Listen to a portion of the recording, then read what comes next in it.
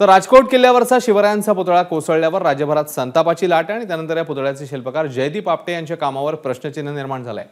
आपटे यांच्या विरोधात हत्येचा प्रयत्न केल्याचा गुन्हा दाखल करण्यात आलाय।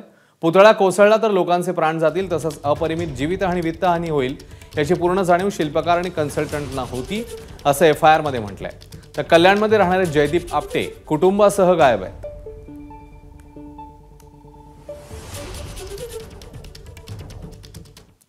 तर जयदीप आपटे नेमके कोण आहेत आपण बघूया।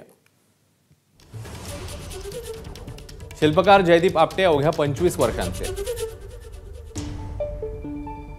राजकोट किल्ल्यावरचा शिवरायाचा 28 फूट उंचीचा ब्रॉन्झचा पुतळा त्यांनी बनवलेला।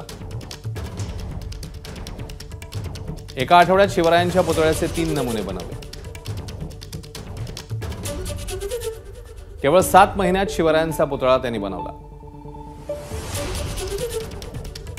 याआधी 1.5 ते 2 फुटांची केवळ 3 ते 4 शिल्प बनवण्याचा अनुभव त्यांच्याकडे आहे।